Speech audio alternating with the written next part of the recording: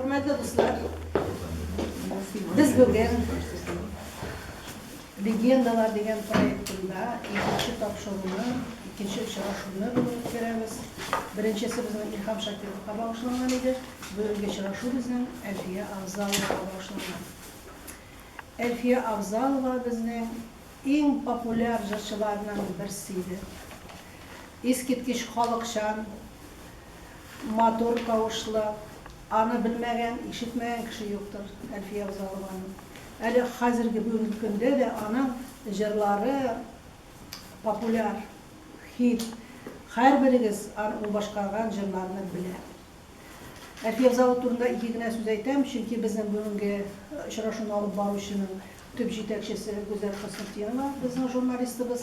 Ол беренче мәртәбә алып барган иде. Илһам Шакиров турында бүген дә ул алып барачак. Мен үземнең сүземне генә әйтмәкче булам. Информацион характерда Әлфия Авзаловага быел 90 яшь тулган булыр иде. Шушындай зур гомер кичергән 84 яшендә үлеп китә, 17 елда шулай булыр. Күп кайгы хәсрәт эчендә үскән кеше Әлфия Авзалова. Бала чагыннан ятим калып, әнисез үскән бала. Күп авырлыклар күреп, чөнки үзегез беләсез, 33 елда тугач соғыш хәсрәтләрендә татыган кеше ул, ачлыкны да татыган кеше, ятимлекне дә татыган кеше. Гомумән, менә безнең халыкка нинди авырлык килгән, ул гына да түгел, әле аның ятимлеге бигрәк тә аянычлы хәл. Шуның өчен шушы авырлыкларны җиңеп, бер нинди ярдәмсез сәхнәгә чыгып, йолдыз булып балкыган ул безнең Әлфия Авзалова. Менә хәзер сүзне мин бирәм безнең Ак Калпак җитәкчесе инде безнең бүлекнеке Роза Шакирова да Роза ханымга. Ул бик тырышып безнең бөтен татар тапшыруларын төшереп бара видеокамерага, ягъни безнең тарихны барлыкка китерә. YouTube каналда карый аласыз монда үткән тапшыруларны. Роза ханым, сезгә сүзне бирәбез. Исәнмесез, хөрмәтле милләттәшләр. Безнең Ак Калпак оешмасы инде 9 ел ичендә бик күп чаралар үткәрәбез. Татар халкыбызның күренекле шәхесләре турында шагыйрьләр, рәссамнар, язучылар, җырчылар безнең турында бик күп сөйлибез. Менә безнең Москвада гына бик зур урыннарда эшләүче татар шәхесләребез бар. Biz onlarını çağırabız. Менә безнең Ак Калпак оешмасы, безнең татар хатын-кызларының клубы бар, Ак Калпак дип атала. Шушында татар мәдәни үзәктә үткәрәбез төрле чаралар. И менә бүгенге чарада безнең уже икенче программа дип әйтергә була. Менә Розалия ханым әйтте инде. Бу проектның авторы Гүзәл Хөснетдинова, үзе җырчы, Ак Калпак оешмасының бик актив эшчән, кем дип, эшмәкәре дисәң дә ярый инде. Бик күп эшләр эшли, үзе журналист, укытучы. Бик күп эшләр эшли бу бала. Менә бу икенче программа, беренчесен сөйләгән идек, Илһам Шакиров турында бик әйбәт сөйләде, бар халыкка да ошады. Халык бик күп иде. Менә инде бүген бу проект легендалар дип атала. Әлфия Авзалова турында бүген дә бик матур итеп сөйләсәң, Гүзәл. Без бик шат булыр идек. Сиңа сүз. Я, наверное, пару слов буду говорить, да, потому что всем удобнее. Презентацию. Во-первых, я просто представлюсь, да, меня зовут Гүзәл Хөснетдинова, я, основная моя профессия журналист. Я очень много пишу об артистах, в том числе известных артистах, популярных тоже, да, тут на интервью там, может быть, читал, видел. Вот. Ну и, соответственно, конечно же, я не могу обойти внимание наших легендарных артистов, деятелей искусства. Просто я интересующийся человек, я много читаю обо всем об этом. И мне кажется, что очень важно передавать свои какие-то знания, да, потому что, к сожалению, мы очень мало знаем. То есть мы иногда ходим на концерты, мы знаем какие-то маленькие детали о наших великих артистах, но если попросить рассказать что-то более, не знаю, там, общие представления хотят, да, то их, к сожалению, нет. Поэтому, вот, чтобы вот эти пробелы восполнить, я взяла на себя такую небольшую, такую маленькую миссию, так сказать. Вот, в прошлый раз у нас Ильхам Шакиров был, я вижу, по-моему, знакомые лица, кто-то был в прошлый раз, да? Вот, спасибо большое. И, кстати, я сразу хочу вас всех поблагодарить. Хочу поблагодарить Алкалфак за поддержку. Я хочу поблагодарить Розалия Ханом. Наша библиотекарь, она тоже очень помогает, очень поддерживает.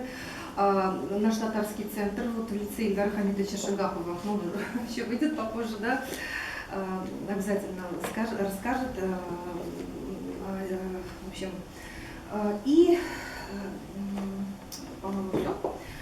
Вот. И вам большое спасибо за то, что вы интересуетесь, вы хотите знать, потому что чем больше человек знает о наших известных наших культурных деятелях, тем деятелей культуры, искусства, литературы в том числе, да, то я думаю, что тем лучше для нас, для того, чтобы наш язык, наша культура продвигалась дальше, передавалась, может быть, там детям своим расскажет, кто-то внукам расскажет, да, что-то передаст, какой-то интерес вызовет. Поэтому вот моя цель вот такая.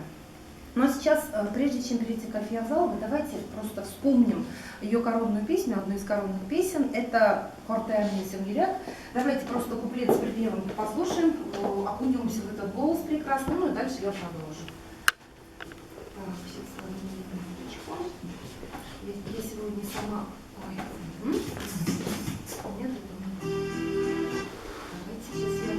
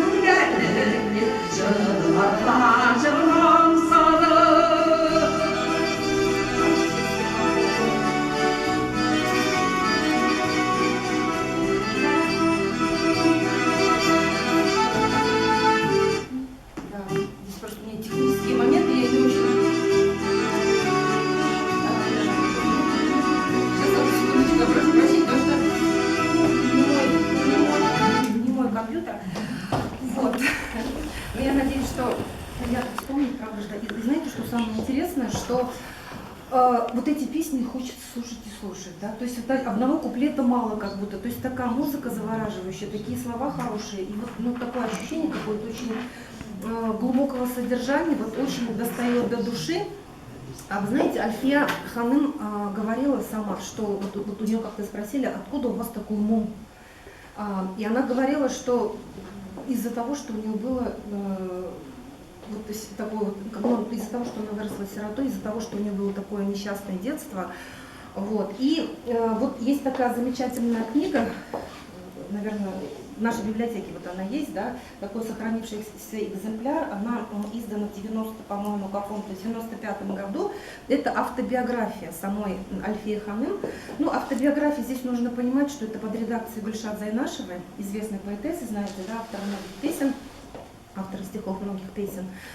Вот. Но книга очень искренняя, очень глубокая, местами шокирующая. Поэтому я сегодня свой рассказ, ну, рассказывая об Альфии Ханым, буду опираться больше вот на этот источник, ну, потому что он правдивый. То есть это вот сам человек за его подписью. Знаете что, вот говоря о детстве, детство у Альфии Ханым было очень тяжелая. Она родилась в деревне Кабан Калтасинского района Республики Башкортостан 15 января 1933 года. Я скажу, почему в официальных источниках пишут, что Ахтаныш, ну везде пишут, да, Ахтаныш. Дело было в том, что с семейными обстоятельствами связано. Дело в том, что вот у нее мама Мама была хорошая такая женщина, в общем, да, такая обычная деревенская женщина, сдержанная, такая мягкая. Отец был, как она сама вот здесь рассказывает, я зачитаю. Менің әти абзал шул Қобан ауылында даны шыққан бір ялқау әдәм болған. Ауыл халқаны ялқау абзал деп йөрткән. Ялқаулығы үстіне іш кеше, соңғы ыштанын сатып іше тұрған тәрбиесіз кіші болған. Вот, и здесь она рассказывает такие ужасающие вещи на самом деле, да, они прям шокируют своей правдивостью, потому что, то есть папа был вот такой человек, он нигде не работал, он бил свою жену, вот, мать, ну, получается, Альфия Ханым. Он играл в карты, был игроман жуткий, то есть он пропил корову, а в деревне же в те времена корова это что? То есть и пока есть корова, у тебя есть возможность что-то, что ты будешь там пить молоко, ты не умрешь с голоду, да, даже если там, не знаю, там хлеба нет, еще чего-то нет. Вот, была даже такая история, он даже пропил свои штаны, проиграл. И шел домой по всей деревне в каком-то женском облезлом, ободранном платье. А раньше же была какая ситуация, что штаны очень часто были одни у людей, да? То есть одни штаны, вот они там всегда их носили. То есть получается, и он какое-то время в этом платье ходил, жил. И вот Альфия Ханым, она, конечно, такая очень открытая, даже в чем-то простодушная женщина, да, вот здесь вот она пишет. Она говорит, ну неужели, говорит, ой, молодой Микян, говорит, ну неужели, говорит, ему стыдно не было, ну как-то по всей деревне, вот, ну, видимо, не было стыдно. А дальше было еще хуже, я буду сейчас просто просматривать немножко свои записи, чтобы не теряться. Альфия была старшая, она себя помнит с 4 лет, была младшая сестра Флюре, ну, по-татарски Флюра, по-русски Флюра. И была еще одна девочка новорожденная, Гульсерин. Обычно в официальных источниках только 2 сестры упоминаются, но 3-я вообще вот ужас, в общем, одним словом, но я расскажу вам, да. Что случилось? Случилось, что матери было 26 лет, когда она заболела тифом. Ну, в те времена, 30-е годы, это все вот распространялось, многие страдали, и она... И получается, с воспоминания Альфии Ханым, она говорит, маленькие дети, да, она просто помнит, что, говорит, мы лежим возле мамы, говорит, и очень жарко возле мамы, нам, говорит, тепло, хорошо, мы маленькие. А потом маму куда-то увозят, ну, маленькие, раньше детям так, ну, не так, как сейчас относились, да ничего не объяснили, унесли. Они говорят, мы не знаем маму, вот куда увезли маму. Оказалось, что в больницу увезли. Ну, сколько-то времени она там пролежала, причем вот семья Абзаловых, они жили вот в одном дворе, 2 дома было, там же жил еще брат отца Альфии Ханум. Ну, сам по себе был брат нормальный такой человек, добрый, но жена у него была очень, ну, нехорошая женщина, я вам скажу почему, потому что вот когда увезли вот эту женщину Миньямал Ханым, мама Альфии Абзаловой, да, в больницу, остался грудной ребенок. А у этой вот соседней тетушки, да, которая, у нее тоже был грудной ребенок, то есть она кормила своего, а этого она не кормила специально. Ну, просто такая вредная женщина. И этих детей она тоже не кормила, то есть она совершенно, ну, такое жестокое отношение было. И дальше, ну, в какой-то момент матери стало лучше, и она даже через кого-то передала, говорит, Альфиян Кильсин, Альфиян Накурасин Киля, говорит. Вот, и, ну, передали, там кто-то из женщин взял Альфию Ханым, ну, тогда еще маленькую девочку, понятно, пошли они в больницу, но только дошли до больницы, им говорят, Ульдыбит Вафат был, говорит, Миньямал. И вот представляете, умерла эта женщина, а дальше вот самое страшное про маленького ребенка. Ну, тоже ведь много у людей детей, у соседей много детей.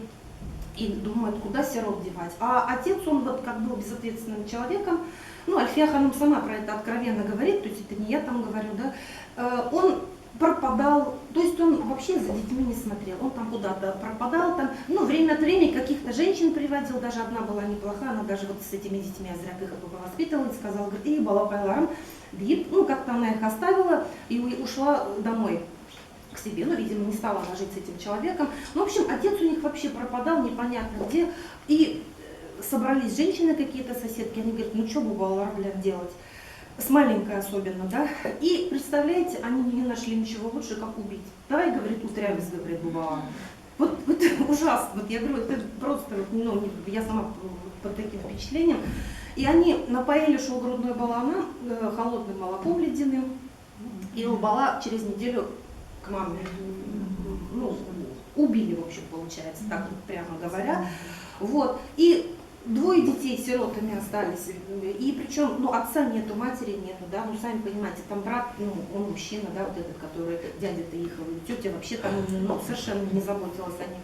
И вот они уже, не знаю, там опухали от голода вместе. Ну, вдвоем ходили, но одному 4 ребенка, да, 2 девочки, 4 года и 2 года.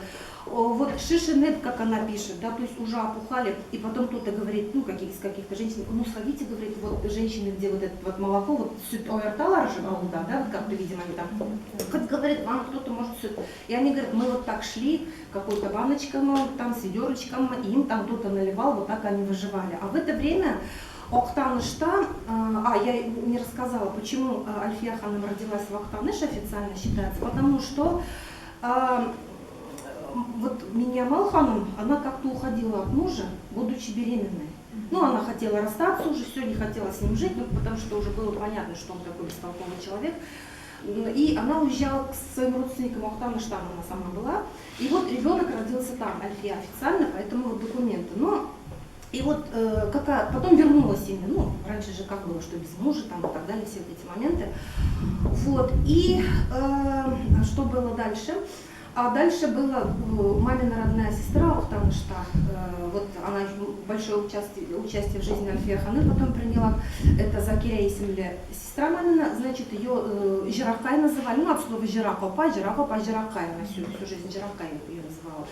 И вот эта Жиракопа, она там, получалось как, что Октанышта ездили на рынок торговать вот из этой деревни, видимо, было, ну, не так сильно далеко, и она как-то на рынке ходила, ну, люди говорят, Кобанан, говорит, никого здесь нету, Кобанан, кшляр, юкма, и кто-то нашелся, и говорит, вот у меня там, говорит, сироты, моей сестры дети, не шляпалар, ну, как они живут, что с ними, ну, мы рассказали, они говорят, Хаир Сураб побирается, говорит, улерляринга, наверное, не выживут. И вот она говорит, ну, хоть в реалис, хотя бы, говорит, солонга, ну, привезите, говорит, их, ну, шурбаларны, говорит, окиликс, пожалуйста, меня, говорит, хотя бы, значит, был сада. И вот нашелся какой-то добрый обзырь, он их там, не знаю, какими-то тряпками накрыл, привез. Но и здесь хотелось бы сказать, что с тех пор все стало прекрасно, но, увы, потому что муж вот этой Закиры ханым очень холодно принял детей, они еще, вот Альфия ханым здесь рассказывает, они там и кабала вот такие, да, 2 или 4 года, топтались на пороге, ну, он так на них сурово посмотрел, а Закира ханым, это которая Жиракай, но все равно же от мужа зависели женщины. Она там как-то сначала, потом на какую-то маленькую шундабер-гульмяда поселила в каком-то закутке у себя дома и нашел. И вот Альфия ханым вспоминает, они даже боялись выходить. Вот говорит, жизни без яратмы. Обабыз бізге рызық бөліп бере башласа, жизненің шырайы қараңғылана. Біз қошық тұтарға да қорқамыз. Біз қошық тұтсақ, ол келіп біздің қолдан қошығымызды тартып алыр кебек тойыла. Сіңілім қорқып йылый, мен де бекте сезіп алсам да жыламын түзем. Вот. Но вот так вот они жили какое-то время. Но, естественно, вот эта Закира ханым, она работала, ну, они там с мужем, он был сторож, она там тоже где-то, по-моему, на кассе там кем-то, ну, такие обычно, может, уборщица, что-то в этом роде. Но денег не хватало, конечно же, и они решили младшую девочку Флюрене отдать все-таки в детский дом. Здравствуйте. Здесь буддийский вечер. Да, это у нас, проходите. Да. Проходите, садитесь, все у нас нормально. Вот. Что судьба, ну я загодя скажу, что судьба вот этой сестренки Альфии ханым сложилась неудачно. Почему? Потому что она там провела какое-то время в детдоме, ну Альфия ханым, ну, потом они не теряли друг друга из виду, помогали, заходите, помогала Альфия ханым ей всю жизнь, но то ли девочка сама, может она в отца, я не знаю, может быть гены, она нигде толком не работала, вот бывает же человек себя не нашел, она там жила с несколькими какими-то мужчинами, там, ну, друг за другом, там что-то несколько раз замуж выходила, 6 детей родила, ну, от разных там браков, так скажем, да, и в итоге в 38 лет она умерла. И получается, что еще Альфия ханым потом ее детей, ну, она, правда, устроила детский дом, потому что куда, потому что у нее самого 2 было, да, я потом расскажу, старшую она сама растила, вот. Ну, вот такое вот было детство. А еще Альфия ханым отца, конечно, не могла простить всю жизнь, потому что, говорит, если бы он хотя бы работал, хотя бы вот сестренка осталась бы жива, вот эта маленькая, да, может быть, с ней бы так не обошлись жестоко. И говорит, ну неужели, ну тоже у него ни сердца, говорит, не было. Ну то есть она его не могла очень долго простить, но тоже скажу, что он, когда началась война, ушел на фронт, там погиб, она потом уже писала, что говорит, ну, наверное, говорит, Аллах Тагаля алдында, он за свои грехи, говорит, отчитался, поэтому, говорит, ну, я его, ну, так, как бы простила, ну, настолько, насколько это можно. Вот, значит, Она же тоже в детском доме потом вот воспитывалась. я сейчас продолжу, да, я прошу прощения, да. Значит, смотрите,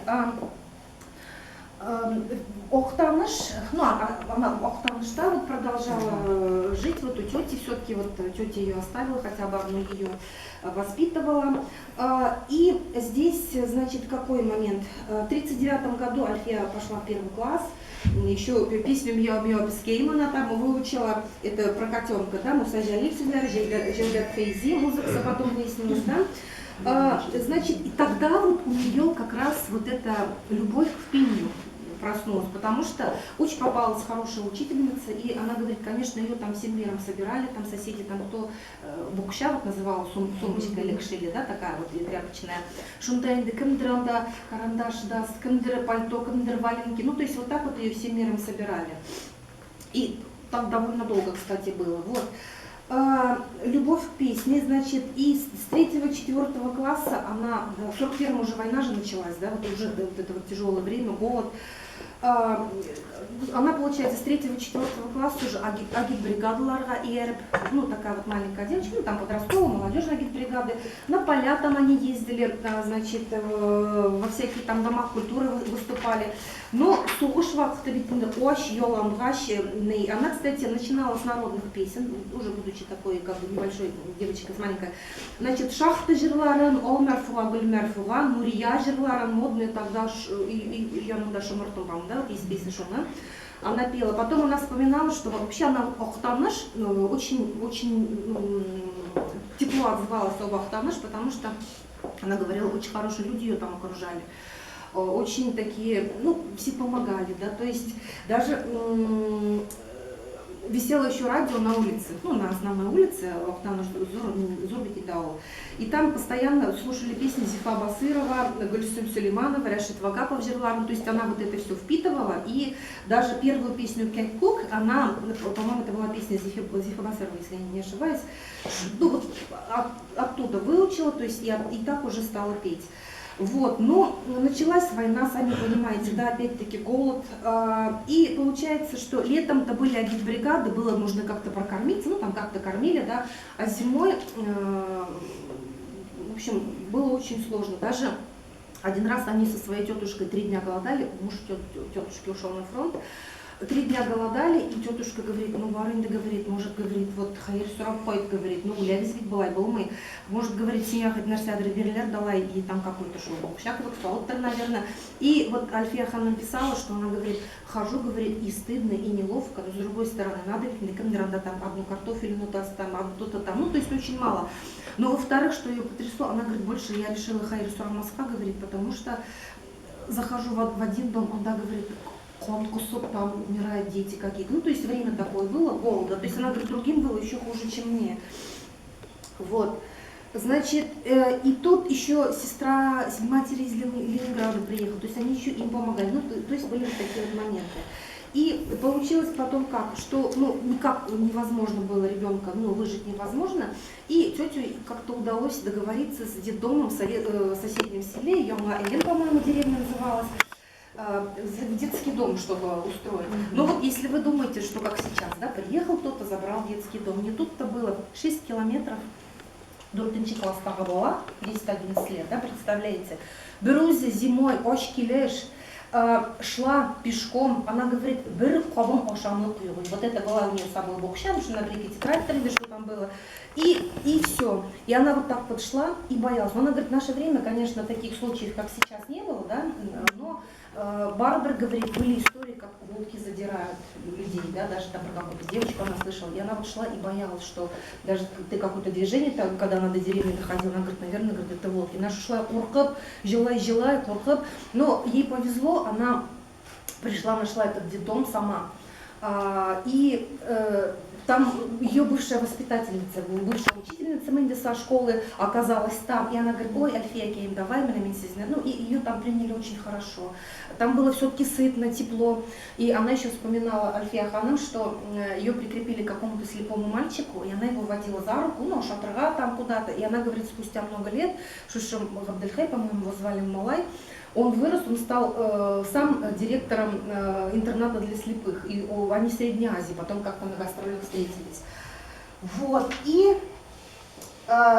еще такой момент, но когда, то есть все хорошо, там она тоже пела, там тоже много каких-то интересных песен она выучила, музыкальных номеров, но в 7 классе, то есть получается через 3 года, им сказали, все, Балакалар, говорит, мы уже не можем вас держать, мы да, Бардус уже там, вот этот вот, Беренгеляр уже весной, ну эти же, которые раньше, да, оставались, вот которые не убранные Беренгеляр, ну идите, Шулар, ну, говорит, ну прокормитесь, говорит, уже как-нибудь там сами по себе уже.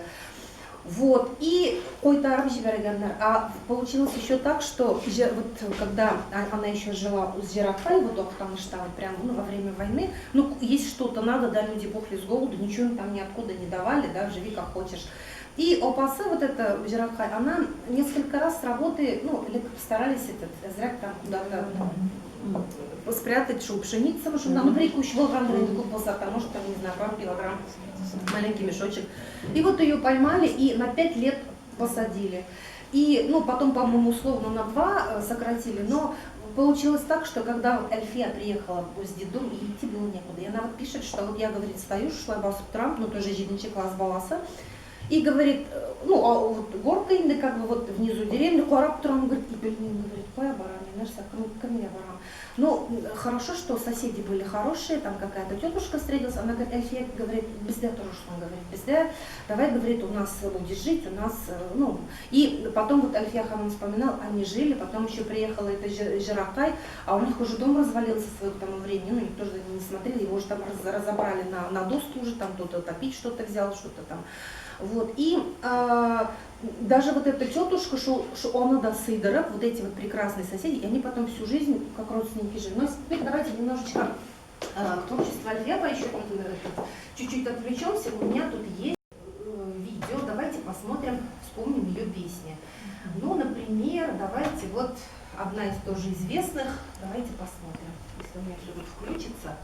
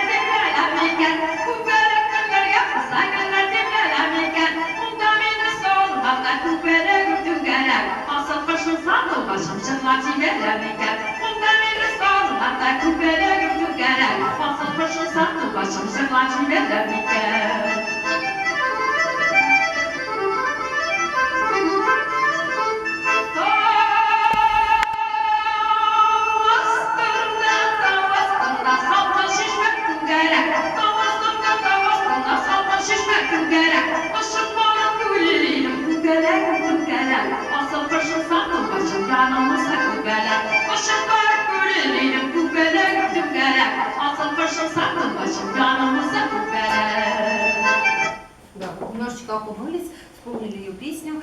И скажу, есть замечательный фильм, вот, кстати, Розалия Хам мне посоветовала, спасибо большое. Рабит Батулла, известный татарский общественный деятель, он и режиссер, он и писатель, да, он там и спектакли ставит, очень такой многогранный, талантливый человек. Он был соседом Альфии Ханым много лет, и в течение 15 лет снимал ее на видео, просто делал такие вот домашние, какие-то вопросы задавал. Я считаю, что он большой молодец, потому что, кстати, вот в этом же фильме, я вам хочу сказать, тоже такой момент есть, Альфия Ханым он спрашивает, говорит, а у вас есть какой-то фильм? Ну вы же такая легендарная певица. И она там, знаете, вот так стыдно слушать, она говорит, как-то говорит, эйтелер телевидение дан, ну давайте мы вас снимем, говорит. Но, к сожалению, говорит, оларға терян сумка кирет, говорит. Ну, то есть запросили денег. Вот прям, ну, стыдно не то слово, правда же, да? И она говорит, и семенейтный, говорит, Лукашенко, но, говорит, вот я, говорит, отказалась, потому что у меня, говорит, столько я тельнер. Я хочу вам сказать загоди, что она действительно очень многим помогала. То есть вот все вот эти и дети там ее сестры, еще там какие-то куча родственников других, ну, собственные дети, ну, попозже я к этому перейду. Она вот очень многим людям. То есть получается, она говорит, вот я приносила вот там какие-то гонорары и туда, этим сиротам, отзна, пересна, то есть очень такая щедрая была. И надо еще добавить, что, ну, думают же, вот там она когда стала певицей, сразу ухщала, ничего подобного. То есть какое-то время и зарплаты были небольшие, потому что она была не профессиональная певица, ну так считалось, у нее уже не было там консерваторского образования. А тогда были ставки поменьше, то есть она, говорит, все равно и отношение такое было, что типа, ну, без образования. Поэтому и это все влияло. Ол бик узак вакыт, ну, не шиковала она никогда, можно сказать. То есть она до конца жизни своей всегда вот, ну, довольно скромно. То есть даже когда была певица, несколько лет первых, тоже шла, кто-то платье одолжит, кто-то там еще что-то, то есть вот так. Вот, и я вам хочу просто показать несколько кадров из несколько эпизодов этого фильма. Сейчас, если у меня все получится, потому что, я же говорю, это немножко не мой компьютер, поэтому я тут зря. Так, вот. Так, сейчас я найду. Это, вот, кстати, Рабит Батулла сделал фильм в 2010 году, по-моему, он вышел, я начала говорить, да? Ну, все мы смотреть не будем, но я вам очень советую, если кто-то вот язык понимает татарский, очень хороший фильм, там очень интересный разговор.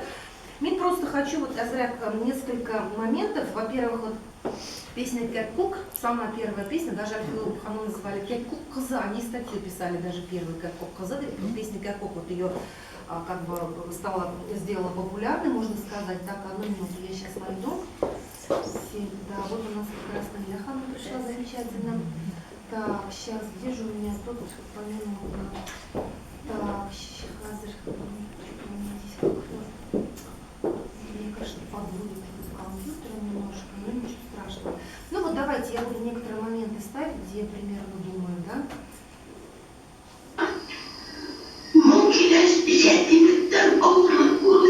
Болела она, поэтому здесь... Ты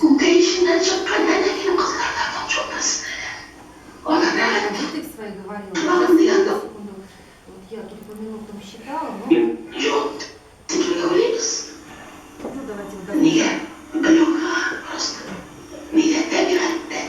Вот, она, кстати, правильно говорит.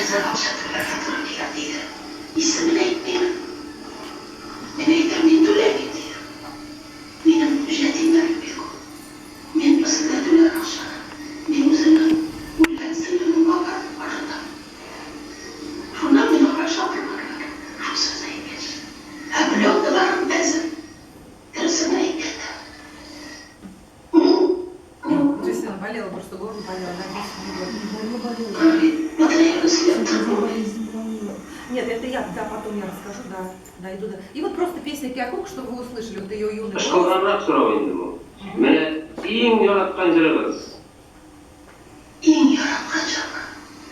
Нәрсе біліп шығу, ең яраттым барақытынан Кэт-Кук'нен. Кэт-Кук, әлбәттә. Кэт-Кук қызы деп шығарған газетқа жазып. Осында ансамбльләшмәгәнде газет калдырышты барды. Таңыла иркән гөлгенә, меккәһә тугы таушы бер генә.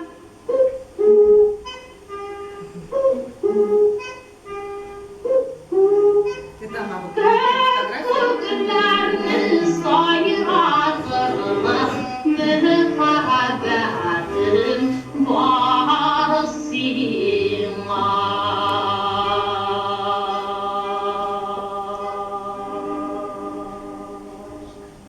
продолжать. Итак, еще просто покажу песню тоже из таких вот молодых ее песен. Так, сейчас, что же не показываю. Мене Жиракай үстерді бит. А вот про Жиракай, да, Жиракай, вот как раз ее тетушка, Вот они сегодня всю жизнь кеш кызым. жили. Тегесе. Зульфия. Зульфия. Зульфия. Жиракай. Жиракай ол сиңа туған түгел бай бит. Менің бит ол Шушы. әне түгел. Туған еме? Менің әненің апасы бит ол. Әйе. Ага. И вот сейчас еще один такой момент, это же вот я сейчас одну секундочку, я прошу прощения, потому что мы же Белый свет. Biz Allah'ın Тілінде музыканы алыңыз дейді. Шондай мазық қауышын. здесь она говорила, сейчас одну секунду,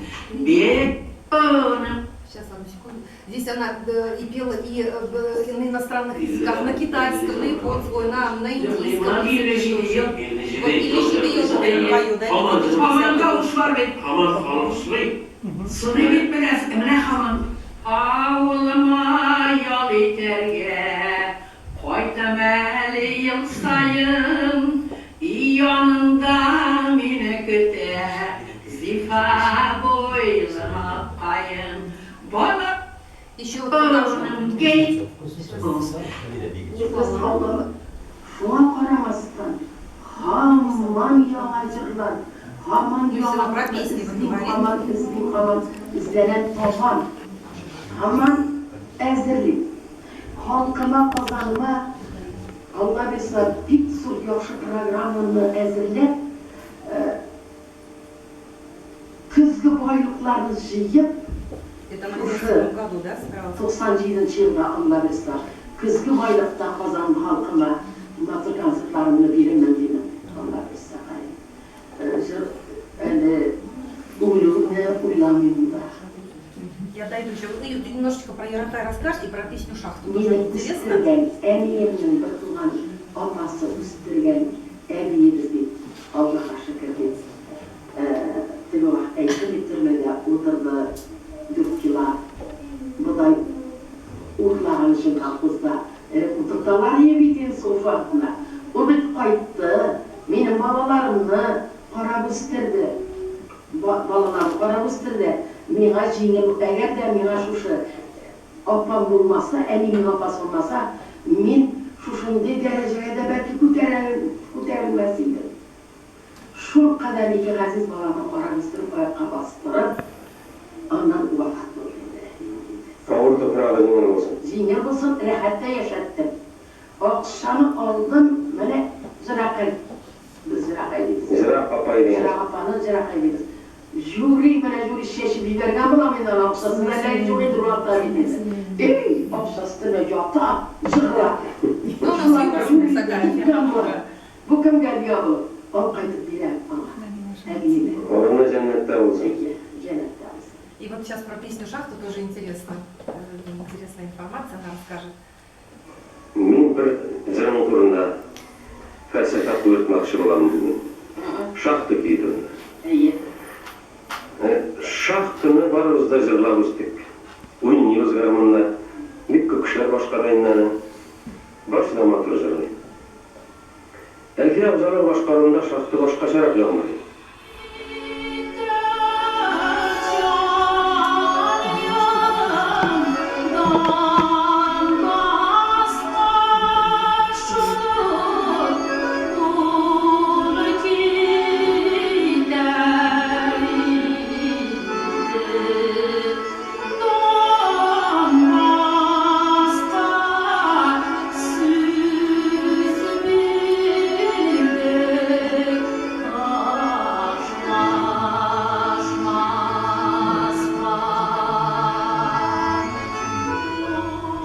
Aktavga düşersin.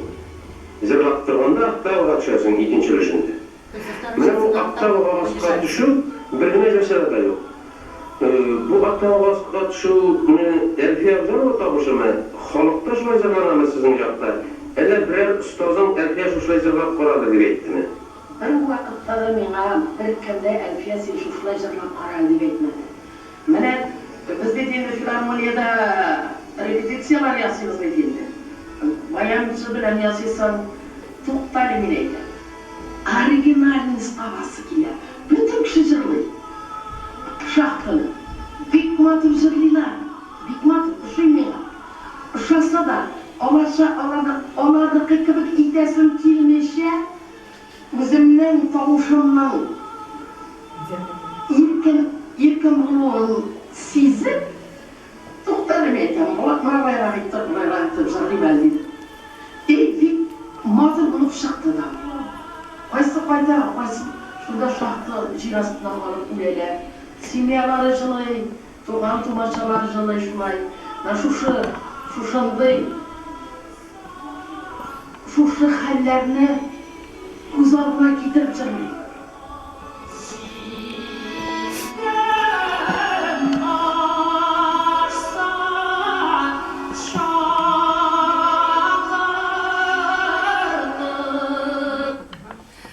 И давайте я сейчас тогда очень кратенько расскажу про ее песенное творчество, да, и потом уже перейдем к другим песням. Потому что информации на самом деле много. Так, значит, получается, что Альфия Ханым пела, получается, с 8 класса она официально считается уже певицей, да, ну, самодеятельности, пела серьезные песни. И в 16 лет, ну, чтобы немножко и поесть там было, да, чтобы и прокормиться можно было, ее устроили там же в клуб-библиотеку, да, в этот дом культуры, библиотеку. Ну, там она мероприятие проводила, и там была такая женщина-баянист, фотограф Мерзия Юнусова, которая научила ее очень многим песням. Это, например, песни Алюки, песни Кяткук, песни Гульджамал. Много знаний по музыке она ей дала. Да. Тогда же появились у Альфии Ханым Юксуну песня «Су была», «Промай». В 50-м году ее тоже направили в училище музыкальное в Казани, ну, говорят, получили музыкальное образование, но, к сожалению, жить было негде, платить нечем за жилье, и пришлось вернуться, как говорят, несолоно хлебавши, да. Но все равно приезжали артисты же с гастролями разом, даже Зифа Басырова, и советовали ей все-таки показаться, все-таки вот как-то расти дальше, развиваться. И в итоге в Казанский ансамбль песни и танца государственной Альфию Ханым взяли. Вот. Сейчас, одну секундочку. И вот с 1951 года она в Казани. Выяснилось, что голос у нее поставлен от природы, то есть сразу прям были в восторге от ее голоса. Был такой замечательный композитор Александр Ключерев, ну, кто уже в сфере музыки знает, да. Кстати, это был русский человек, ну, понятно, да, по имени и фамилию, который татарские, башкирские песни по деревням, по крупицам собирал в фольклор, очень хорошо говорил по-татарски, вообще очень много сделал, ну, кратко говоря, для развития татарской культуры. И здесь тоже вот много кто помогал, вот я просто кратко скажу, да, ну, рассвет творчества, радость. 52 год, это гастроли в Ленинград уже начинается, да. Альфия Ханым спела «Сарман» впервые как солистка хора, очень хорошие были отзывы. В 53 году она снова поступила в музыкальное училище, ну, потому что опять вот эти упреки были, да, что они профессиональные, ну, всегда такие люди же находятся, которые не такое говорить, да.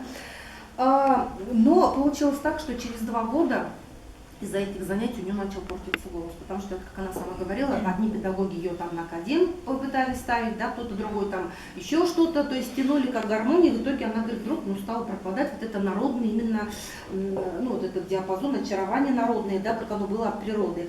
И директор училища Ильяс Аухадиев посоветовал ей все-таки, ну, не продолжать, лучше говорить, вот ты понял, у тебя свой голос, не надо его портить.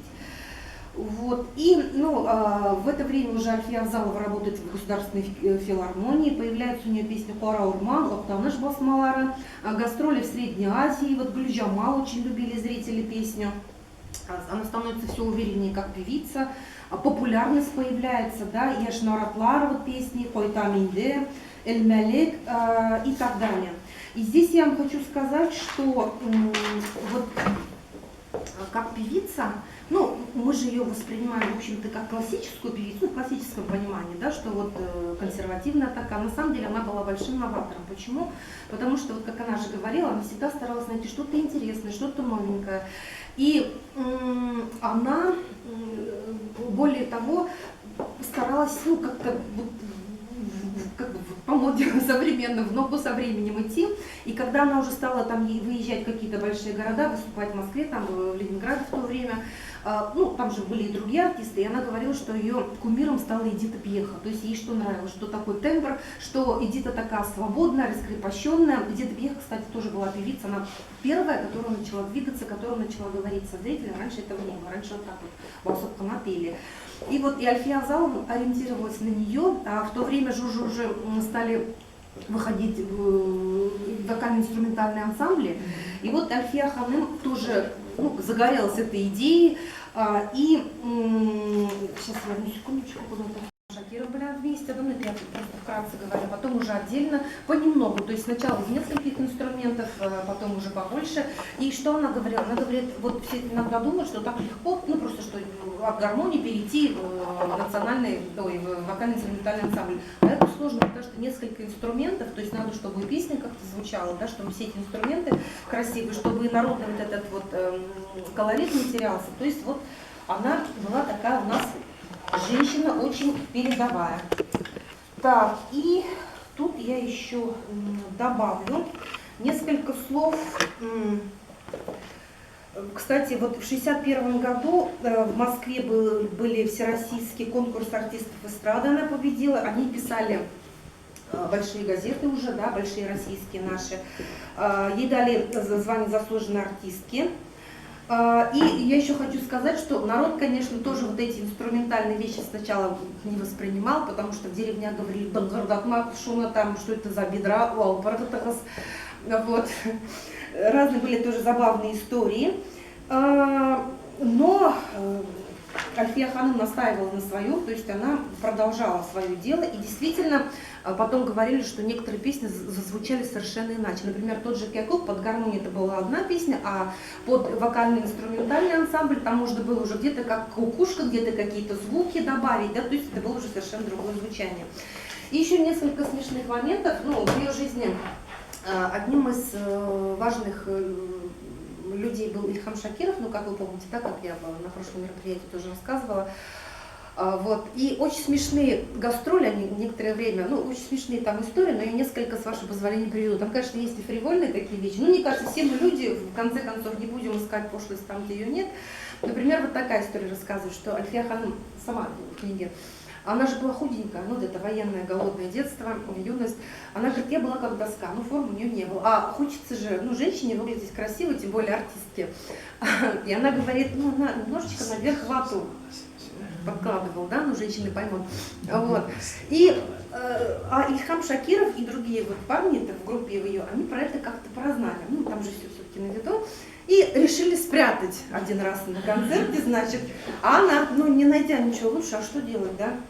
Она, значит, говорит, где-то там лежали носки Ильхама Шакирова. И она, значит, недолго думая, и говорит, она же так смешно пишет, говорит, и я, говорит, пою, значит, прекрасно, концерт идет прекрасно, принимает хорошо, значит, я вся такая довольная, говорит, красивая, с формами, а в это время, значит, там Ильхам Шакиров с ног сбился, ищет свои носки, потому что ему следующему ходить.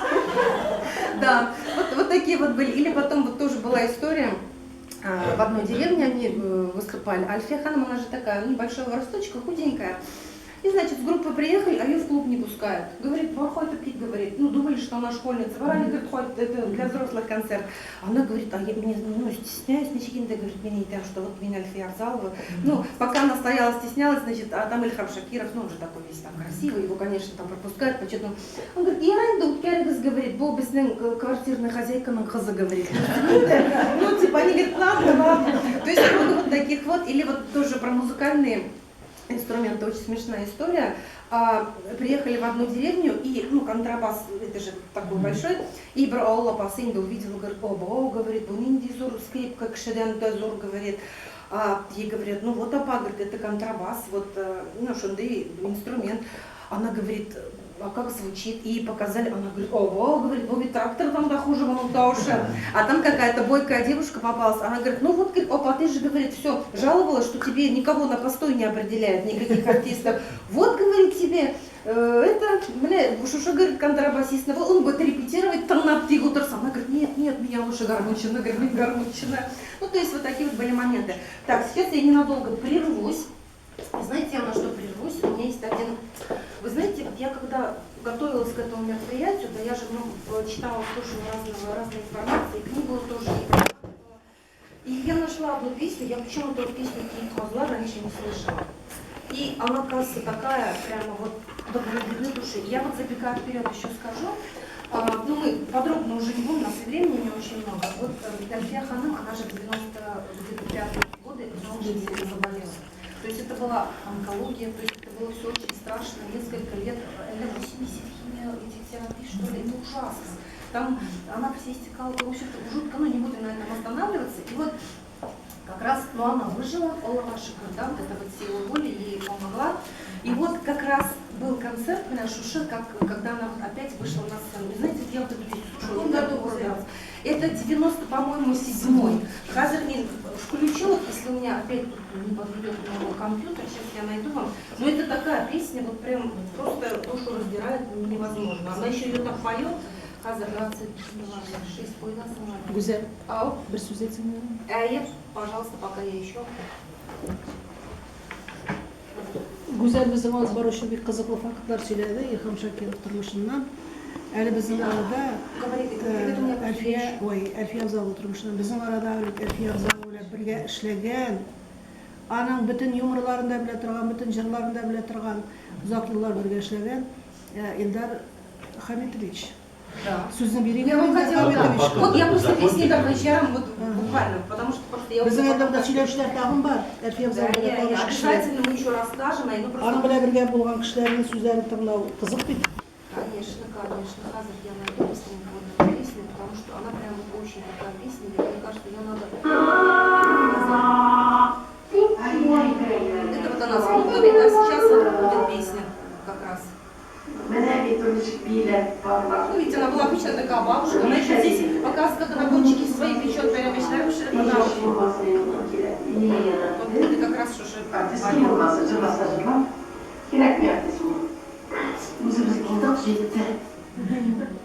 И вот как раз этот Абдулла, который создатель фильма. Elfiye Hanım uzak avrudan so'ng nihayet oyoqqa basa boshladi. Ataklı xirurg, ataklı tabip Rifqat Tojiyev yordamida u yanadan xizmat vaqtisini boshladi. Yanadan u sahnaga qaytdi.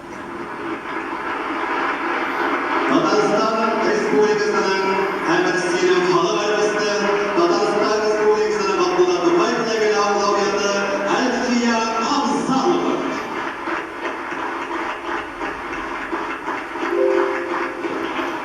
Zo'r rahmat bolamiz mana, zo'r rahmat qadrli do'stlar.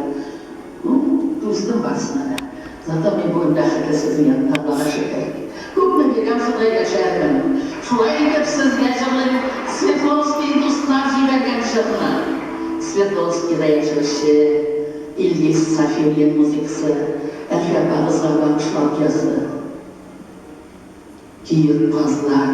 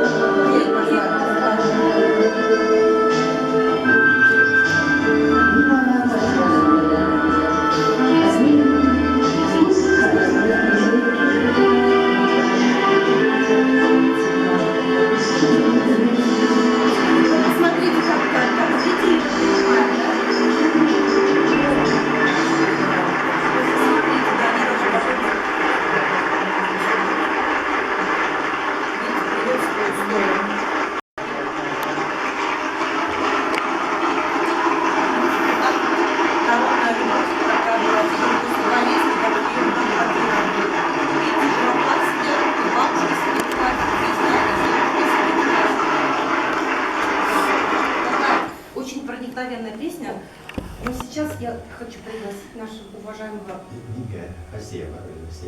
Асия Ханым, вы хотите? Да, давайте. Я Давайте не- вам. великий Игнат Давай, Сузайтем. вот, как истинный джентльмен, да. Это у нас Асия Ханым Рахмани. Она у нас Билтиге жила, здесь, рассказала, да. вот Надо вам закончить сначала. Да, да. Ну, білемеше, әлбәттә, атақлы жүріші ол біздің Әлфия апабыз.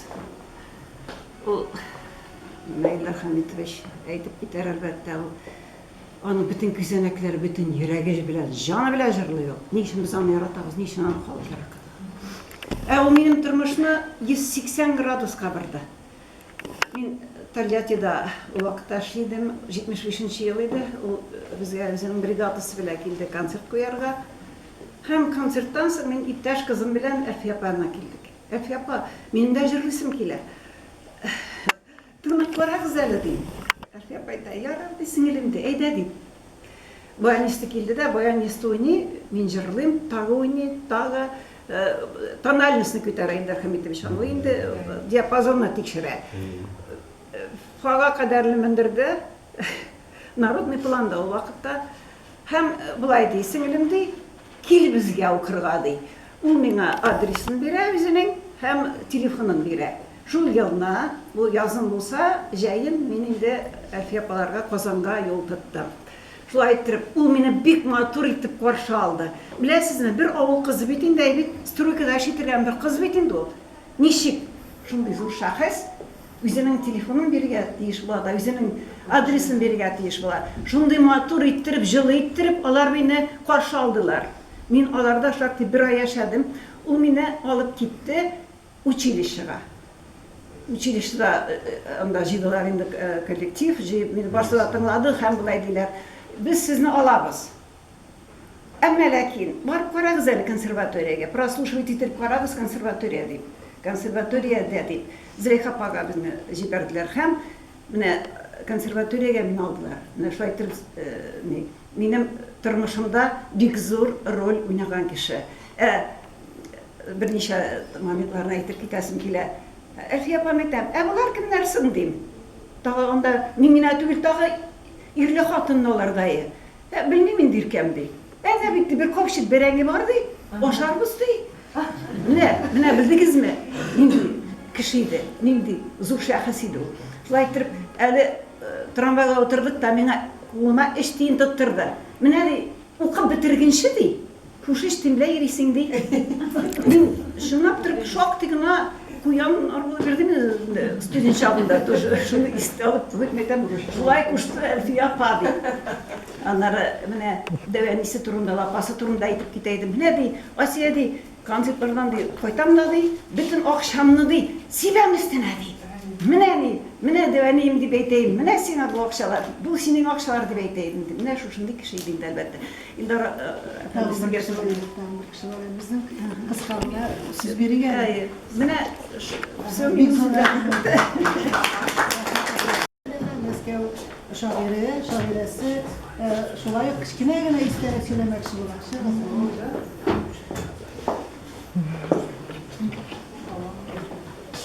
Афлыкевич, извиняюсь за дерзость, только суровая необходимость заставляет буквально 300 секунд.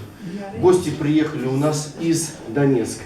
Они взяли у нас первое место. Я хочу вас познакомить и показать им татарский класс. Можно? Если вы уж извините, пожалуйста. Заходите. Вот это пара наша молодежь. Заходите. Да, проходите,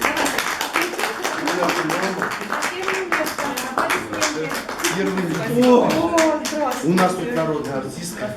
Наля Ханов, встаньте, пожалуйста. Они у нас не избалованы, они много не, в смысле, многих не знают. И поэтому... А мы вспомнили, мы были тогда на мероприятии. Мы были, да. А, даже так. Да, в сцене у вас в центре. Насчет Афьи Абзаловой. Мы помогаем, Татарский культурный центр помогает, центр, который был, как называется, музей. Он находится в Туанаулу. Да. Дочкой мы всегда с ней контактируем. Все, что возможно, мы делаем. Ой, вы нас подвели, вас надо было, вы должны были на этом Тугантеле участвовать. Если есть эти мероприятия, давайте нам обязательно знать. Вы там должны присутствовать, как наше это, как лицо. Так, ну скажите что-нибудь еще. Задавайте Мы вопросы. очень рады побывать у вас в гостях. Спасибо большое Фариту Фарисовичу и вам всем за теплый прием. Вы все такие замечательные, мы это еще заметили в первый день нашего знакомства, это было накануне Дня Победы, поэтому спасибо, что вы все создаете здесь вот такую невероятно творческую, душевную атмосферу, вот прям настоящий культурный центр. Заходишь, и вот не хочется уходить. И у вас тут все по-домашнему, как дома, в большой-большой семье. Поэтому творческих вам успехов. Дома. Считайте, что вы у нас дома.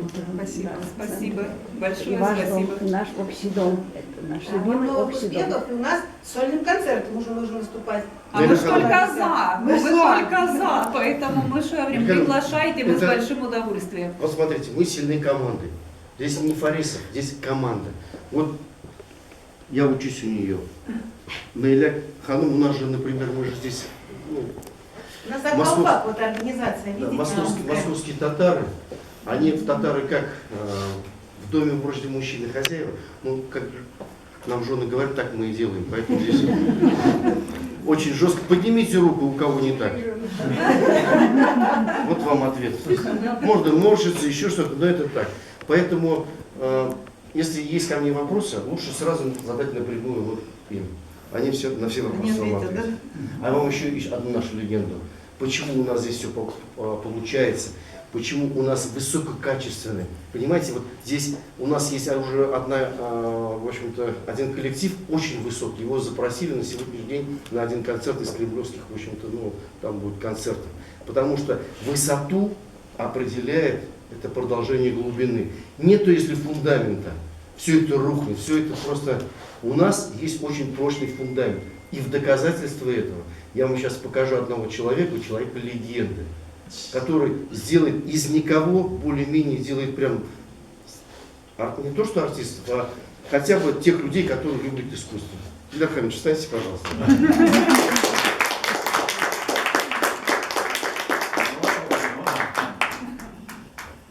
Это вот наш руководитель.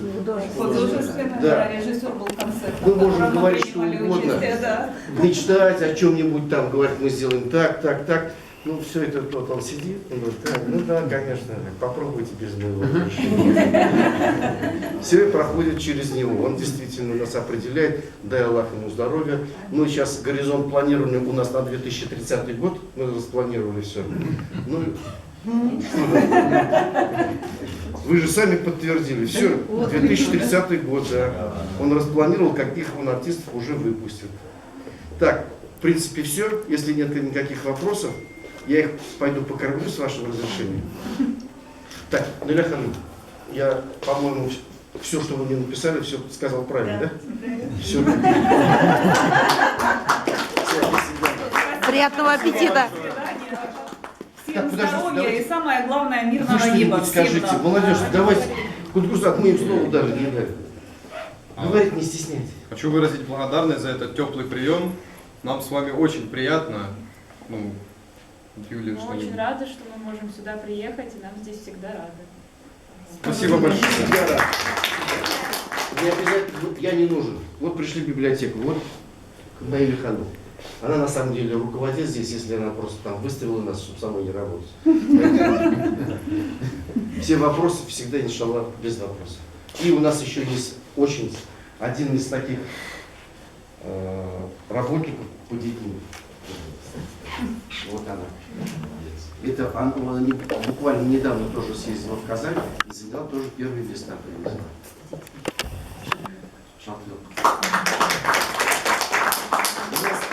Я тоже расскажу быстренько прям. Была коллективная, в общем-то, ну, такая награда, она называется «Гордость нации». Слышали, может быть, да? Да. Она проводится в 7 номинациях. И мы, культурный татарский центр, культурно-национальной автономии, не то, а вместе, мы подали 5 на 5 номинаций. И когда там выбирали лауреатов, там был только один вопрос. Все номинанты захотели и встали, говорят, мы не хотим обидеть татар, мы все любим, да, все нормально. Но можно, чтобы в нашей номинации не было татар. Я сижу, они говорят, ни в коем образом не хотим вас обидеть или еще что-то, но любой проект, который мы выставили, он на голову выше всех. Это благодаря команде, это не какому-то человеку. То есть практически в 5 номинациях не могут сразу отдать. Поэтому на следующий год будем выставляться, мы должны, в общем-то, первые призы там всегда брать. И поэтому все наши проекты по татарскому языку, Акбуре, преподаватели, Ахват, первое место по России. То есть 60 мультфильмов ни у кого нету. Делаем еще 10. Они показывают там конкурент, следующий номинант, который показывает, один мультфильм. Один мультфильм на национальности, второй там Инмы 60. Сейчас еще делаем 70 по гранту. Республика Татарстан очень помогает. То есть это команда именно Рустама Миниханова. Потом Сабантуй. Какие мероприятия могут рядом стоять? По СВО. Потом по коллективам в одном, не одна в Москве национальность, в общем-то, не имеется, только 23 коллектива таких, как ваших. Поэтому везде, где мы не выставлялись, мы как бы были. Это благодаря вам. Большое спасибо за то, что вы есть. Первое место у вас. У нас. У нас. Первое место у нас. Поэтому дай Аллах вам здоровья. Большое спасибо. Извиняюсь, задержусь. Только суровая необходимость заставила вас побеспокоить. Спасибо большое.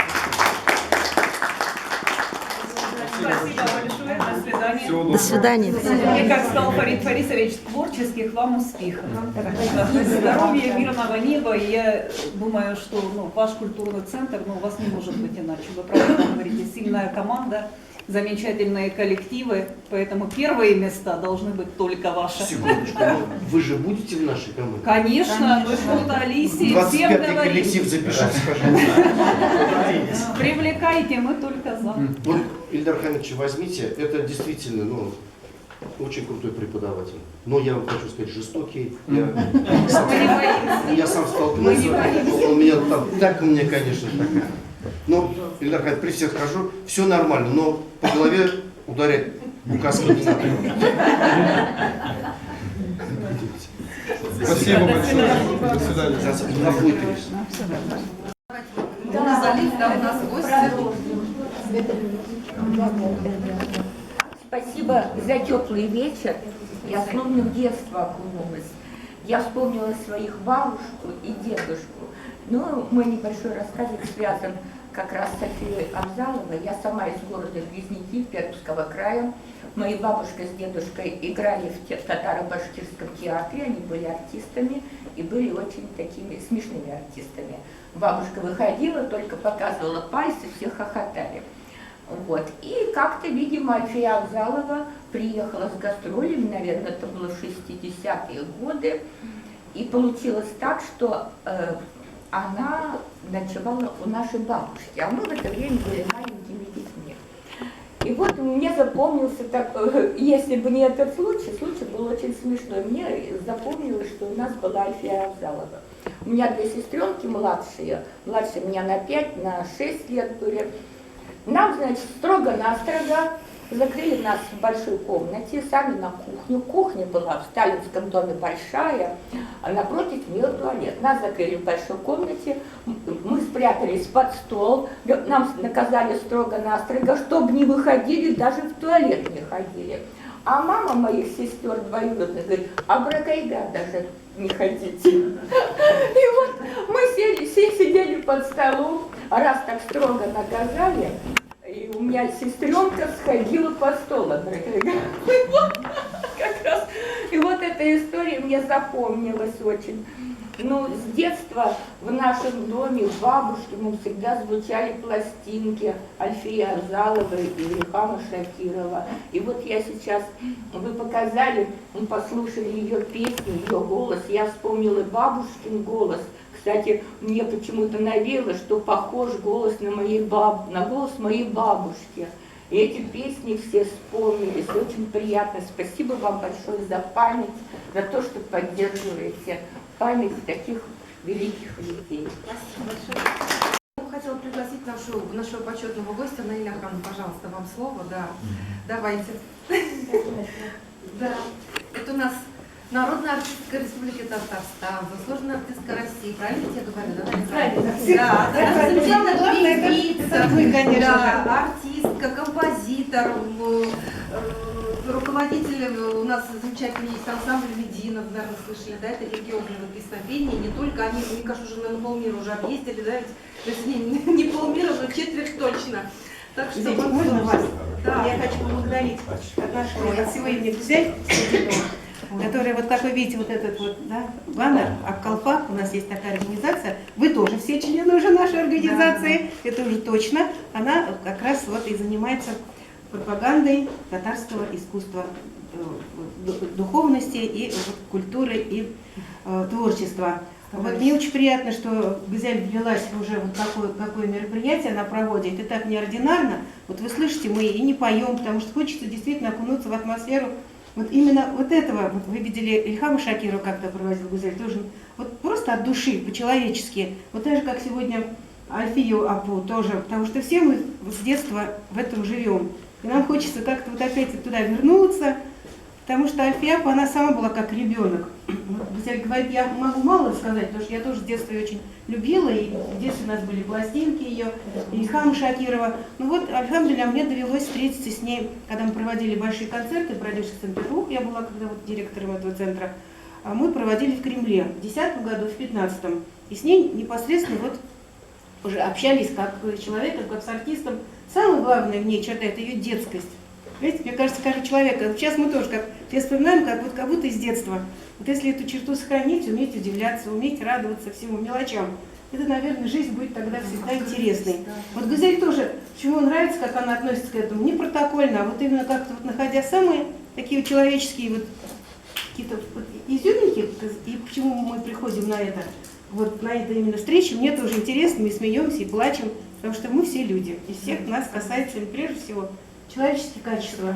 Альфия Авзалова, она, вот ей было уже тогда за 80, никто даже не знал, сколько лет, но она все время пыталась выглядеть молодой, такой, она, ой, да я сейчас вот она, я сейчас и спою, я могу и столько, и столько, и столько. Вот там концерт тоже был лимитированным, там много было артистов, но она всегда была вот как бы впереди, все время такая энергичная, вот такая харизматичная. Всегда, вот самое главное, что я поняла вообще в жизни артиста, это быть всегда искренним. И вот эта вот детскость должна, а сцена не обманывает. Какой-то вот на сцене, вот какая оказалась, такие же все и в жизни. И вот я пока сейчас Ильдара Абу тоже пригласим, он больше расскажет, потому что он непосредственно сталкивался с ее участием. Коль уж я вышла, я хочу поблагодарить всех вас за то, что вы пришли, нашу Розу, которая все время вот все мероприятия снимает. Давайте поаплодируем ей. Роза старается. Директор нашего коллектива. Вот Розалия Ханум, которая тоже всегда активно принимает во всем участие, всегда она, вот, даже не нужно ничего говорить, вот всегда люди прям такие активные, потому что вот эти все антияпа, их не надо было ни на что не уговаривать, ни куда-то их там склонять, они люди этим жили, так же как вот те, кто вот сейчас вот у нас в Аккалфаке, те, кто здесь, вот Ильдар Абы, вот Зайнаб, Альфина, Замзамия Ханум, и все, вот вы пришли тоже, каждый хочет поделиться, каждый хочет что-то. Вот, ну, потому что мы все этим связаны. Этот культурный центр нас всех этим и связывает. Я бы хотела поблагодарить Гузель, просто пользуясь, чтобы 10 раз не выходить. Вот такие вот книжки вам подарить от нас. Чтобы в будущем вы тоже написали такую же книжку о том, какие вы проводили здесь встречи. Вот именно вот здесь, на базе этого. Большой любитель книг, поэтому мне, да, спасибо газета. большое. А это вот просто мы с мамой вернулись из Умры, вот буквально на прошлой неделе. Еще немножко я побаливаю. Это вот Роз Ханум. Тоже мешала из Мекки. Рахмат инде. Ой, правда? Ой, это правда. Всем тоже молились у Кабы за всех. Просто я вот даже не по именам кого знала, или просто кого, вот кому мы хотели, чтобы всем саллах саламатлек, иншаллах, успехов и киданьяның рахатлярин. Бар бузгада, иншаллах. Я прерву тогда Ильдар Абы пригласить, он гораздо... Нет, я сейчас... Мы потом продолжим. Нет, пусть закончит тогда. Да, и закончим, мы его наслали. Ладно. Я такая... Ну, мне тут еще немножечко, буквально 2 слова я скажу о личной жизни Альфии Ханум. Да, ну как же без личной жизни? Никак. Ну, очень кратко. Во-первых, ну, она же много пела о любви, у нее даже была песня «Мухаббет», и когда ей было 20 там, с чем-то лет, ну, молодая девушка, ну, были кавалеры, были ухажеры, и она за одного из них собралась замуж. Причем это было, знаете, как вот, ну, то ли вот она такой честный человек, слишком, может быть, даже в чем-то наивный. Она, в общем, она думала, тогда же военные были в большом почете, да, а он такой, видимо, был видный, там, в форме. И она говорит, а потом, правда, выяснилось, что у него чина-то никакого не было, он был какой-то там рядовой товарищ, ну, там где-то там тоже военный, ну, вот на начальных там каких-то равных, как правильно называется. Но она говорит, я же, говорит, ему сюзбердим, говорит, и поэтому уже не стала нарушать слово, вышла за него замуж. И вот она потом в назидании писала всем, говорит, вот не верьте, говорит, что вот стерпится, слюбится, говорит, нет. Ну, то есть любви, она думала, ну вот надо же выйти замуж, ты узвахом дальше, как раньше, да, говорили. Но брак не сложился, единственное, что дочь, первая дочь Гюзель родилась, по-моему, в 56-м году, если я не ошибаюсь. Они, говорит, мы, говорит, жили неплохо, но вот искры просто не было. Ну вот жили, ну вот никак, неинтересно, безрадостно и разошлись. Потом он, говорит, на другой женщине женился, они потом очень долго дружили семьями с первым мужем. А второй, она тоже, ну, в свойственной ей забавной мере рассказывает, говорит, икинчи топкурда битей кейн там говорит.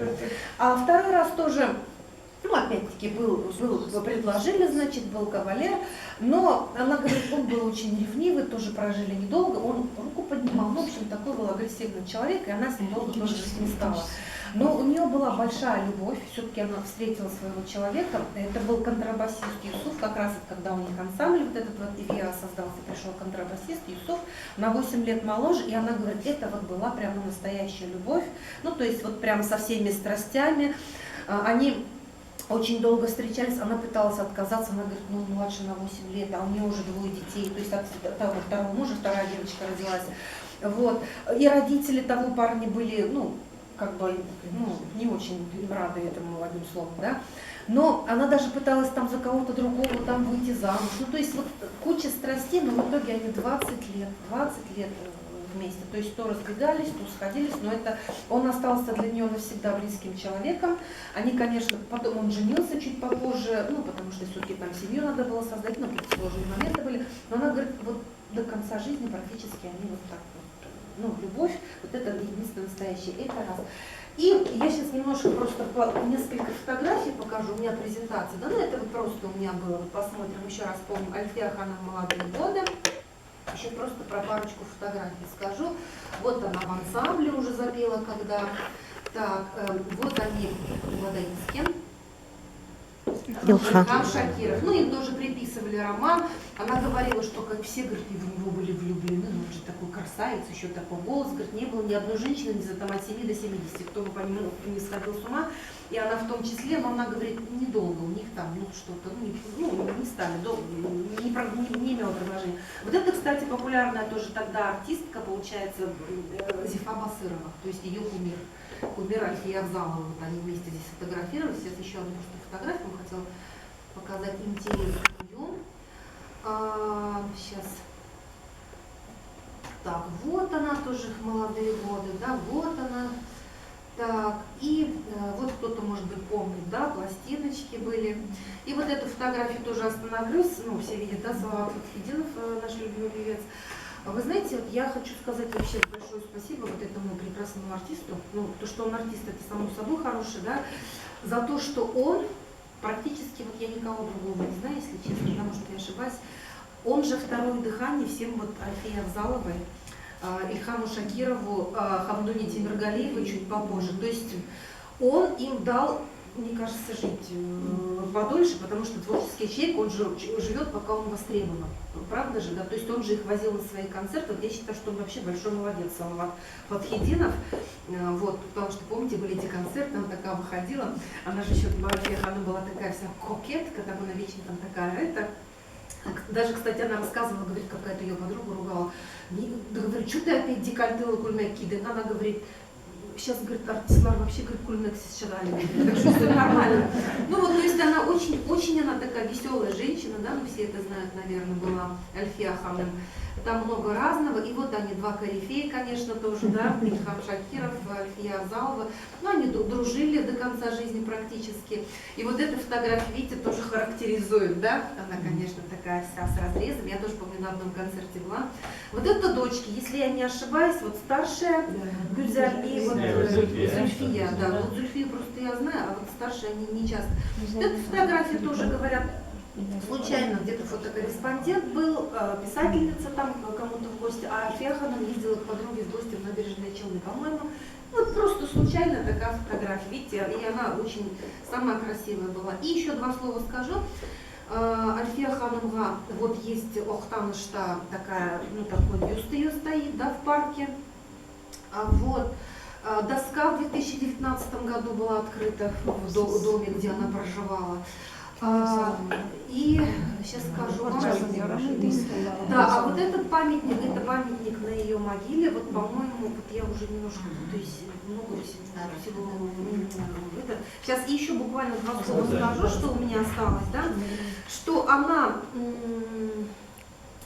заслуженная артистка Татарская ССР, народная артистка тоже Татарская ССР, заслуженная артистка РСФСР, лауреат Госпремии Республики Татарстан имени Габдуллы Тукая, орден за заслуги перед Отечеством, совершенно, я считаю, заслуженный. Тембр у нее был полного диапазона голос. Умерла на 15 июня 2017 года, 84 года, от инсульта не оправилась. Ну, в кругу семьи, то есть дочки рядом были. И считается, что она 63 года была на сцене, то есть с 8 лет, а официально на эстраде 55 лет. И за это время она спела более 500 песен, ну, только вот таких записанных официально.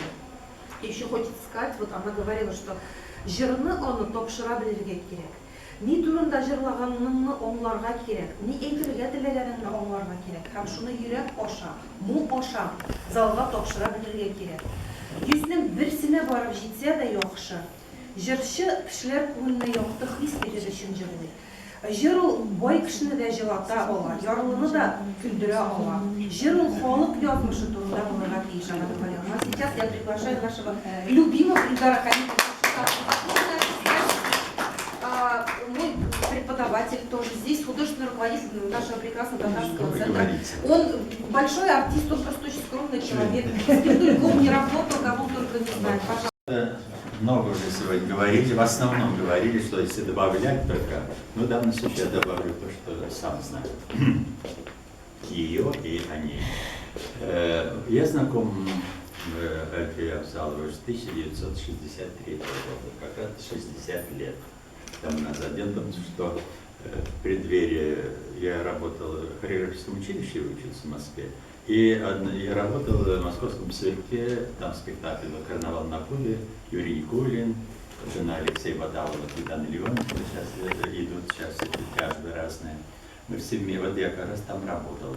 Потом мой приятель, Найля знает, о Москонцерте Найля Садинов, решил поехать в Казань, в филармонию танцором, прослушаться, просмотреться, вернее всего.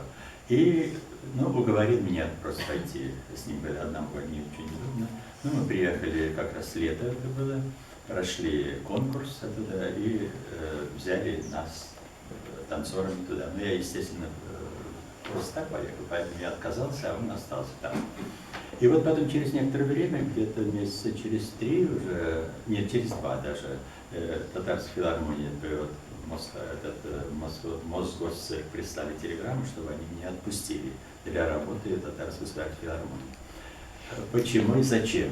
Дело в том, что вы о ее творчестве говорили хорошо. В последнее время она начинала увлекаться песней народов мира.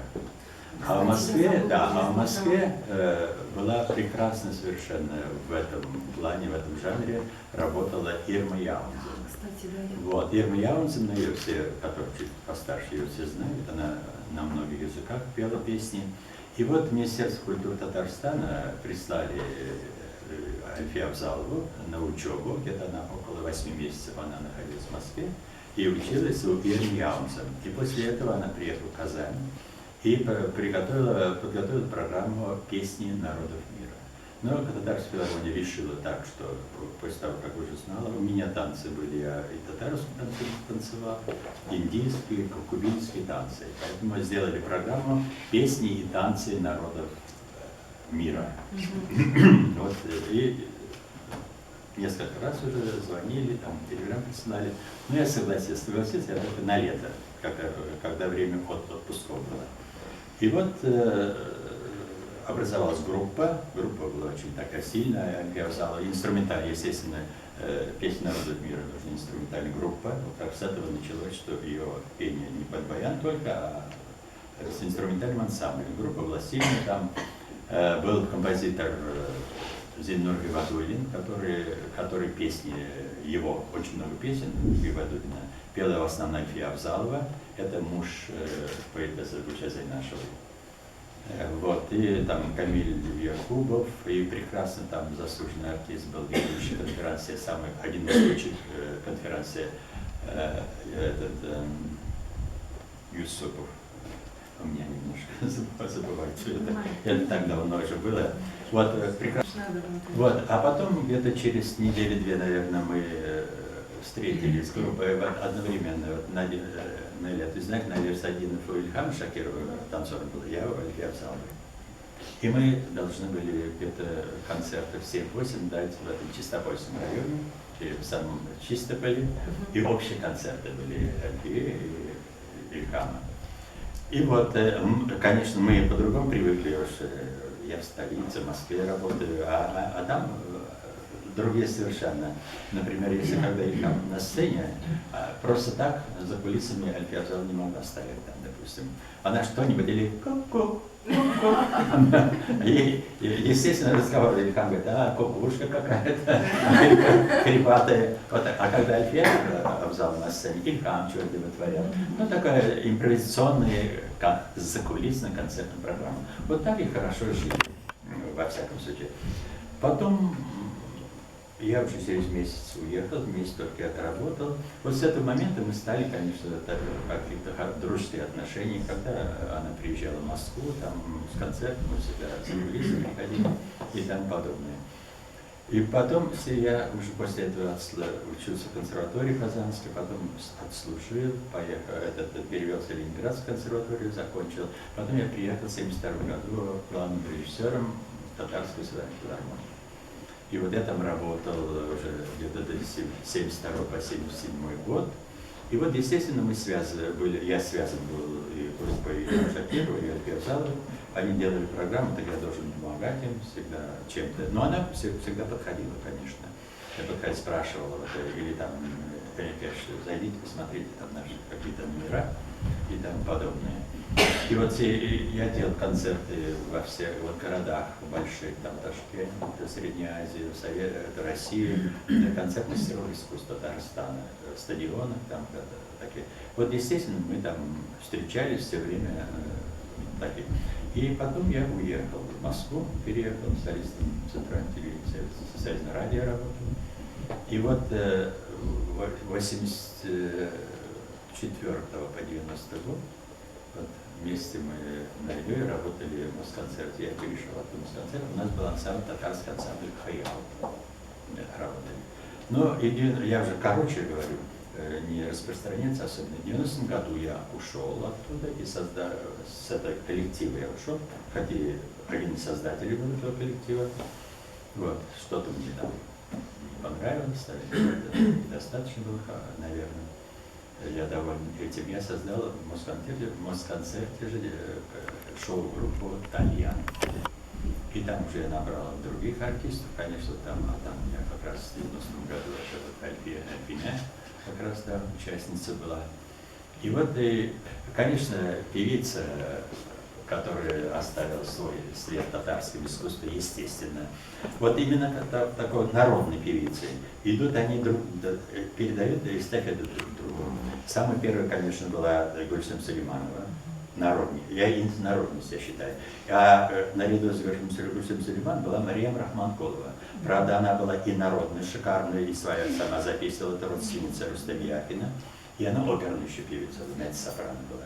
Гульсем Сулейманова. После Гульсем Сулейманова была Зифа Басырова. Зифа Басырова, когда я уже 72-77 я работал в Казани, Зифа была на пенсии уже. И я с ней на гастроли даже ездил, Зифа Баблен. Очень хорошая женщина. Она такого, вот да, после Гульсем Сулейман Зифа Басырова. Вот после Зифа Басыровой уже эстафету приняла Альфия Абзалова. Действительно, Зифа была очень хорошая. Она, во-первых, была актриса, драматическая актриса сначала была. В Камалском театре работала, потом уже перешла в филармонию, стала певицей, она пела народно, до сих пор звучат ее песни. Я красавица. Зифа так простая такая женщина, но какое-то внутреннее у нее вот это богатство, то, что талант ее, кишеневые таланты, вот поэтому я очень рад в жизни, конечно, я встречался с такими корифеями, такими людьми.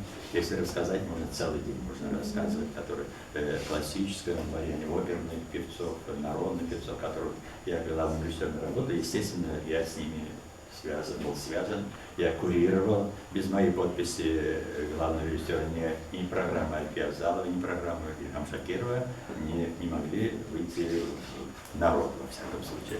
Раньше же строго было, это сейчас собрались и концерт, да, там нет, худсовет был. А худсовет, значит, режиссер тоже отвечает за свою работу, он должен проверять, помогать чем-то. Если что-то, например, программа не принимается, очень часто бывало такое обычно, значит, позор, и режиссеры тоже. Вот поэтому я к тому, что вот настолько было раньше искусство очень таком хорошем, высоком уровне. Просто так с улицы. Вот сейчас говорят в Казани, там более 1000, что ли, певцов, певиц. А вот чтобы помните кого-нибудь, который вас там, который каждый день звучат, наверное, помните, но Зифа Басырова, Ильхам Шакиров, другие, конечно, жизнь. Да, веками будем помнить, да, это личности. Потому что раньше, даже вот Москонцерт, например, Москонцерт просто попасть, даже лауреаты международных конкурсов не могли попасть, потому что там такой строгий был отбор был. А сейчас кому не есть чуть-чуть. Чистоту звука все делает. А ведь Альфия Павит, она сама пела вот своим голосом. Да, своим голосом. Но единственное, да, у нее своеобразный голос. И вот она иногда, вот я, когда работали Альфия Павит, так много работаете, все-таки вредно же, вы иногда 3-4 концерта в день. Такие вещи бывали. Но она говорит, а детей моих кто будет кормить, моих там приемных кто будет кормить. Она права в этом отношении. Поэтому чувствуется, когда она поет, конечно, на горло, гортань. Очевидно, конечно, нагрузка очень большая, почему до операции дошло до этого. Видите, нажим, хрипота, все это слышится, конечно. Надо, а голос всегда требует, конечно, дисциплины. Но она все равно молодец, все-таки дожила до 84 лет, почти в конце, да. И совершенно ты права, что Салаватов молодец, конечно. В последнее время вот он всегда старался его выпустить на сцену, чтобы счастливы, чтобы не забыли. Спасибо за внимание. Альфия Абзалова, она еще была такой человек обязательный, то есть она могла в любом состоянии, там больная, какая там, всегда пела. Даже в Магадане она очень сильно заболела. Ну и говорили, может, не будете петь, может, концерт. Она говорит, там Магадан говорит, что я отменю. То есть она вот очень к этому строго относилась. Вот. И у нее, конечно, самоирония тоже была высочайшая, потому что иногда, к ее внешности придерживались всякие недоброжелательные женщины.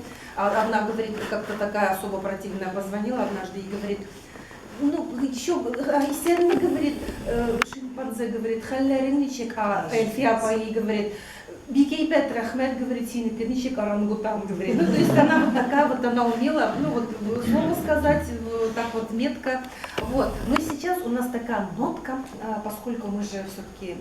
кстати, вот я хочу сказать, что Альфия Ханым что говорила, у меня было такое пожелание, да, мы уже как бы движемся к концу. Вот она говорила, что сүйіклі жыршыларымыз Гүлсім Сүлейманов, Рәшид Латапов, Зифа Басыров, Сара Садыкова жырларында қалдылар. Олар халқы жырларында қалдылар. Олар халқыбыз білән бірге жырларында ешілер. Мен де жырларымда қалсам еді. Құдай меня шунды язмыш берсін. Ведь она еще вот как говорила. Я думаю, что вот мы должны же помнить ее песню, да, поэтому я, конечно, много всего разного планировала, но уже время уже, да. Поэтому вот я хочу пригласить Зейнеп, нашу Сулейманову прекрасную, и вот Рушан, пожалуйста, поможете Арама. Давайте общий чекляр споем вместе, попробуем. Я тут слова.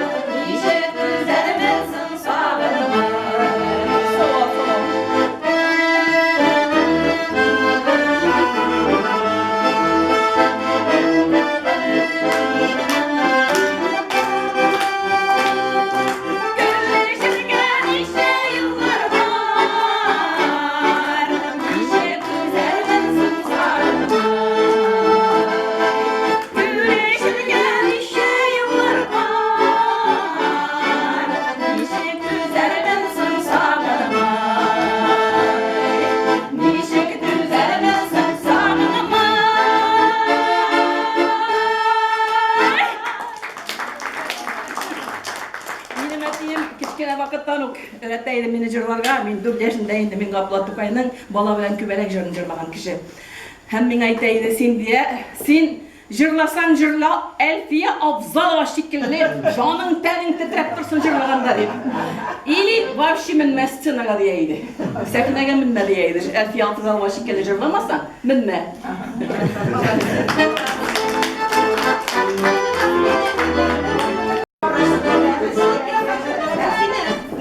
Из репертуара есть что-нибудь? Ну, у нас все сегодня спонтанно немножечко. На память, да? Да, и еще, знаете, какой момент? Я хочу завершить наше мероприятие сегодня. Все-таки будет логично. Давайте коронные песни Альфии Ханым в ее собственном исполнении, потому что, ну, чтобы вот мы ею начали, да, я считаю, она... Давайте придя повпевать себя все. Это Альфия Пара все-таки заслуживает, а на это вот станете. Самая коронная песня, я сейчас...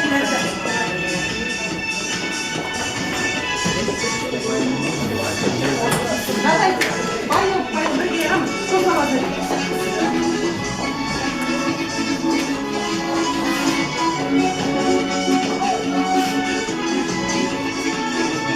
Сколько не очень громко.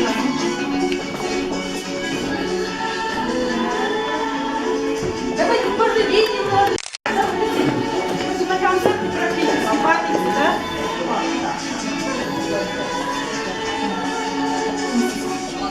La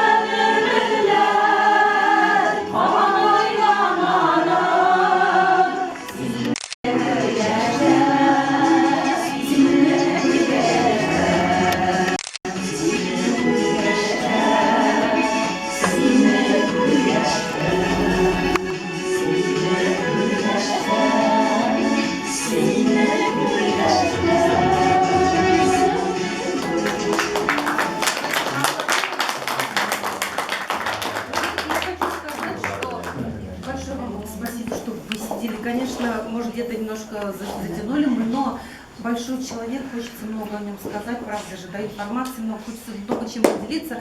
Вам большое спасибо. Биг Соабло, я вам хочу сказать, я такая сегодня думаю, вот мне там Аллах дает какой-то знак, вот думаю, вот я правильно думаю, может, это никому не надо, вот я так стараюсь. Вот мне Найля Ханым, вот видите, что Аллах там напрямую, поэтому я это воспринимаю как прямо вот... Поэтому Зура Ахмад